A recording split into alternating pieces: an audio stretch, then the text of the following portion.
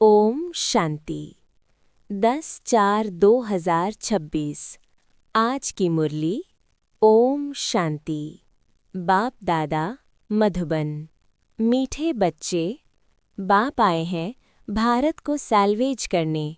तुम बच्चे इस समय बाप के मददगार बनते हो। भारत ही प्राचीन खंड है। प्रश्न: ऊंची मंजिल में रुकावट डालने वाली छोटी छोटी बातें कौन सी हैं?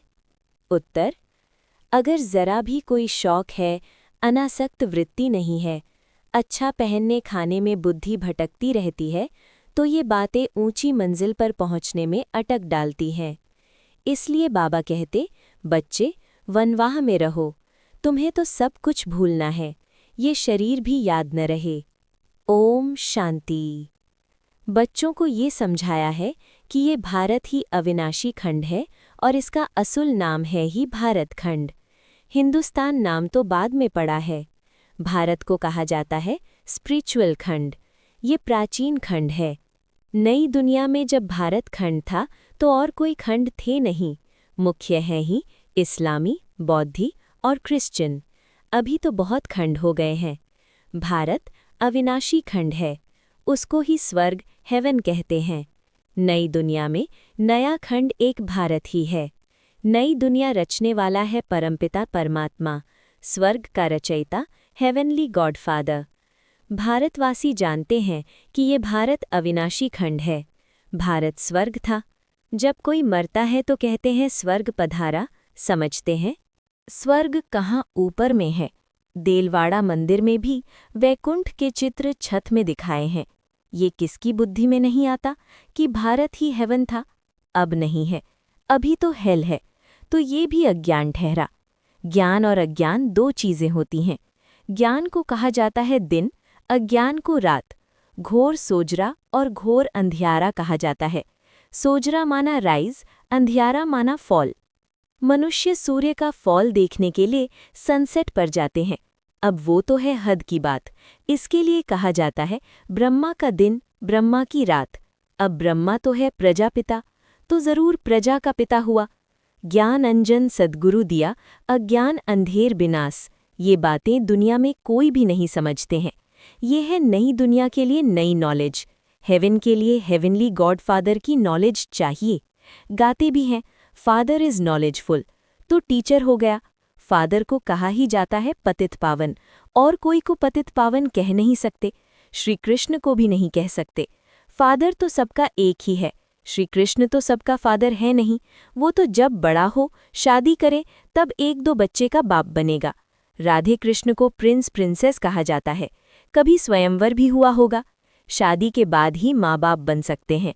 उनको कभी कोई वर्ल्ड गॉड फादर कह नहीं सकते। वर्ल्ड गॉड फादर सिर्फ एक ही निराकार बाप को कहा जाता है। ग्रेट ग्रेट ग्रैंडफादर शिव बाबा को नहीं कह सकते। ग्रेट ग्रेट ग्रैंडफादर है प्रजापिता ब्रह्मा, उनसे बिरादरी निकलती है। वो इनकॉर्पोरियल गॉडफादर, निराकार आत्माओं का बाप है। निराकारी आत्माएं जब यहाँ शरीर में हैं, तब भक्ति मार्ग में पुकारती हैं। ये सब तुम नई बातें सुनते हो, यथार्थ रीति कोई भी शास्त्र में नहीं है। बाप कहते हैं मैं सम्मुख बैठ तुम बच्चों को समझाता हूँ। फिर ये ज्ञान सारा गुम हो जाता है। फिर जब बाप आए तब आकर यथार्थ ज्ञान सुनाए। बच्चों को ही सम्मुख समझाकर वर्षा देते हैं। फिर बाद में शास्त्र बनते हैं।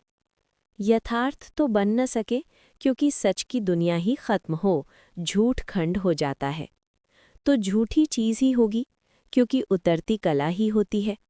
सच से तो चढ़ती कला होती है। भक्ति है रात, अंधियारे में ठोकरें खानी पड़ती हैं, माथा टेकते रहते हैं। ऐसा घोर अंधियारा है। मनुष्यों को तो कुछ भी पता नहीं रहता है, दर दर धक्के खाते रहते हैं। इस सूर्य का भी राइज और फॉल होता है, जो बच्चे जाकर देखते हैं। अब तो तुम बच्चों को ज्ञान सूर्य का उदय होना देखना है, राइज ऑफ भारत और डाउनफॉल ऑफ भारत। भारत ऐसे डूबता है जैसे सूर्य डूबता है। सत्यनारायण की कथा में ये दिखाते हैं कि भारत का बेड़ा नीचे चला जाता है, फिर बाप आकर उनको सैल्वेज करते हैं। तुम इस भारत को फिर से सैल्वेज करते हो, ये तुम बच्चे ही जानते हो। तुम निमंत्रण भी देते हो, नवनिर्माण प्रदर्शनी भी नाम ठीक है। नई दुनिया कैसे स्थापन होती है, उसकी प्रदर्शनी चित्रों द्वारा समझाने दी जाती है, तो वही नाम चला आए तो अच्छा है। नई दुनिया कैसे स्थापन होती है व राइज कैसे होती है, ये तुम दिखाते हो। ज़रूर पुरानी दुनिया फॉल होती है, तब दिखाते हैं कि राइज कैसे होता है। ये भी एक स्टोरी है, राज्य लेना और गंवाना। 5000 वर्ष पहले क्या था? कहेंगे सूर्यवंशियों का राज्य था। फिर चंद्रवंशी राज्य स्थापन हुआ। वो तो एक दो से राज्य लेते हैं, दिखाते हैं फलाने से राज्य लिया। वो कोई सीढ़ी नहीं समझते। ये तो बाप समझाते हैं कि तुम गोल्डन एज से सिल्वर एज में गए, सीढ़ी उतरते आए। ये 84 जन्मों की सीढ़ी है। सीढ़ी उतरनी होती है, फिर चढ़नी भी होती है। डाउनफॉल का भी राज समझाना होता है। भारत का डाउनफॉल कितना समय, राइज कितना समय। फॉल एंड राइज ऑफ भारतवासी। विचार सागर मंथन करना होता है। मनुष्यों को टेम्पटेशन में कैसे लाएं, और फिर निमंथन भी देना है। भाइयों बहनों, आकर समझो। बाप की महिमा तो पहले बतानी है। शिव बाबा की महिमा का एक बोर्ड होना चाहिए। पतित पावन ज्ञान का सागर, पवित्रता सुख शांति का सागर, संपत्ति का सागर, सर्व का सद्गति दाता, जगत पिता, जगत शिक्षक शिव बाबा से आकर अपना सूर्यवंशी चंद्रवंशी वर्षा लो, तो मनुष्यों को बाप का पता पड़े। बाप की और श्री कृष्ण की महिमा अलग अलग है। ये तुम बच्चों की बुद्धि में बैठा हुआ है। सर्विसेबल बच्चे जो हैं वे सारा दिन दौड़ा दौड़ी करते रहते हैं। अपनी लौकिक सर्विस होते भी छुट्टी के सर्विस में लग जाते हैं। ये है ही ईश्वरीय गवर्नमेंट। खास बच्चियां अगर ऐसी सर्विस में लग जाएं तो बहुत नाम निकाल सकती हैं। सर्विसेबल बच्चों की पालना तो अच्छी रीति होती ही रहती है, क्योंकि शिव बाबा का भंडारा भरपूर है। जिस भंडारे से खाया वो भंडारा भरपूर, कालकंटक दूर। तुम हो शिववंशी, वो रचता है, ये रचना है। बाबुल नाम बहुत मीठा है। शिव साजन भी तो है ना। शिव बाबा की महिमा ही अलग है। निराकार अक्षर लिखने से समझते हैं कि उनका कोई आकार नहीं है। बिलावेड मोस्ट शिव बाबा है। परम प्रिय तो लिखना ही है। इस समय लड़ाई का मैदान उनका भी है तो तुम्हारा भी है। शिव शक्तियाँ नॉन वायलेंस गाई जाती हैं, परंतु चित्रों में देवियों को भी हथियार दे हिंसा दिखा दी है। वास्तव में तुम योग अथवा याद के बल से विश्व की बादशाही लेते हो, हथियारों आदि की बात ही नहीं है। गंगा का प्रभाव बहुत है, बहुतों को साक्षात्कार भी होगा। भक्ति मार्ग में समझते हैं कि गंगा जल मिले तब उद्धार हो, इसलिए गुप्त गंगा कहते रहते हैं। कहते हैं बाण मारा और गंगा निकली। गौमुख से भी गंगा दिखाते हैं। तुम पूछेंगे तो कहेंगे कि गुप्त गंगा निकल रही है। त्रिवेणी पर भी सरस्वती को गुप्त दिखाया है। मनुष्यों ने तो बहुत बातें बना दी हैं। यहाँ तो एक ही बात है, सिर्फ अल्फ, बस। अल्लाह आकर बहिष्ट स्थापन करते हैं, खुदा हेवन स्थापन करते हैं, ईश्वर स्वर्ग स्थापन करते हैं। वास्तव में ईश्वर तो एक है। ये तो अपनी अपनी भाषा में भिन्न भिन्न नाम रख दिए हैं, परंतु ये समझते हैं कि अल्लाह से ज़रूर स्वर्ग की बादशाही मिलेगी। यहाँ तो बाप कहते हैं मन मना भव। बाप को याद करने से वर्षा ज़रूर याद आएगा। रचता की रचना ही है स्वर्ग। ऐसे थोड़े ही कहेंगे कि राम ने नर्क रचा। भारतवासियों को ये पता ही नहीं कि निराकार रचता कौन है। तुम जानते हो कि नर्क का रचता रावण है, जिसको जलाते हैं। रावण राज्य में भक्ति मार्ग का सैपलिंग कितना बड़ा है। रावण का रूप भी बड़ा भयंकर बनाया है। बोलते भी हैं कि रावण हमारा दुश्मन है। बाप ने अर्थ समझाया है। पेशकीर बड़ा है तो रावण का शरीर भी बड़ा बनाते हैं। शिव बाबा तो बिंदी है, परंतु चित्र बड़ा बना दिया है। नहीं तो बिंदी की पूजा कैसे हो? पुजारी तो बनना है ना। आत्मा के लिए तो कहते हैं भ्रिकुटी के बीच में चमकता है अजब सितारा, और फिर कहते हैं आत्मा सु परमात्मा। तो फिर 1000 सूर्य से ज्यादा तेज कैसे होगा? आत्मा का वर्णन तो करते हैं, लेकिन समझते नहीं। अगर परमात्मा 1000 सूर्य से तेज हो तो हर एक में प्रवेश कैसे करे? कितनी अयथार्थ बातें हैं, जो सुनकर क्या बन पड़े हैं। कहते हैं आत्मा सो परमात्मा, तो बाप का रूप भी ऐसा होगा ना, परंतु पूजा के लिए बड़ा बनाया है।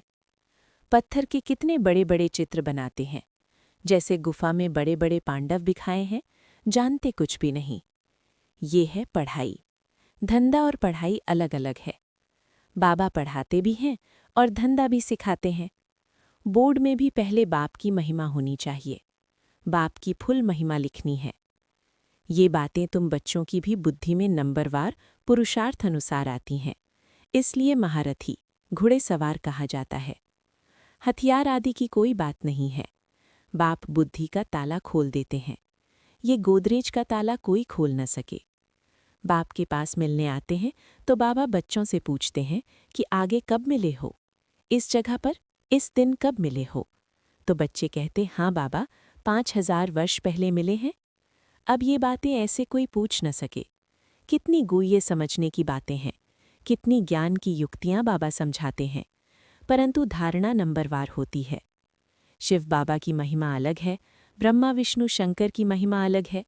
हर एक का पाठ अलग अलग है, एक न मिले दूसरे से। ये अनादि ड्रामा है, वही फिर रिपीट होगा।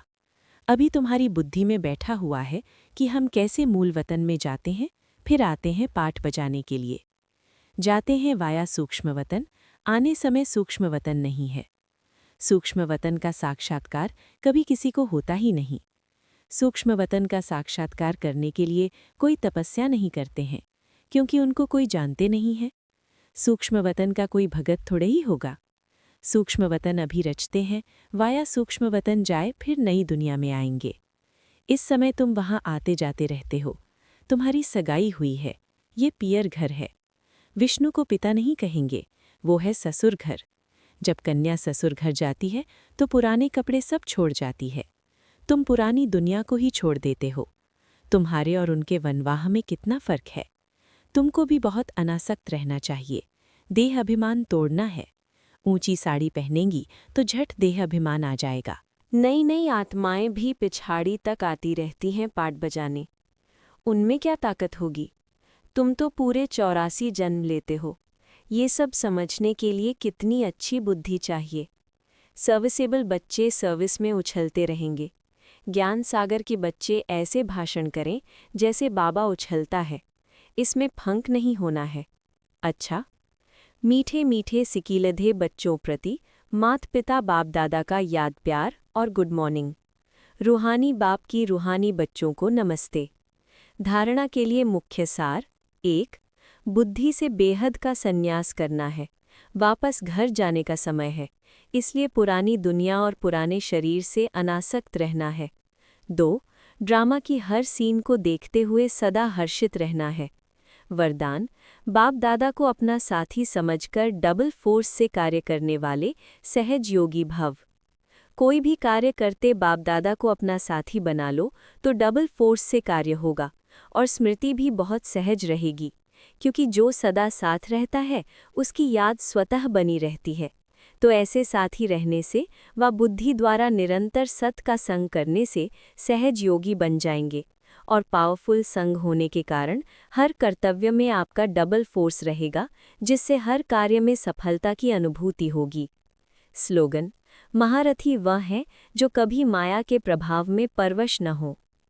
ये अव्यक्त इशारे: महान बनने के लिए मधुरता और नम्रता का गुण धारण करो। मधुरता ही ब्राह्मण जीवन की महानता है। जहाँ मधुरता है वहाँ पवित्रता है। बिना पवित्रता के मधुरता आ नहीं सकती। जितना बुद्धि में नशा हो उतना ही कर्म में नम्रता और बोल में मधुरता हो। ऐसे नशे में रहने से कभी नुकसान नहीं होगा।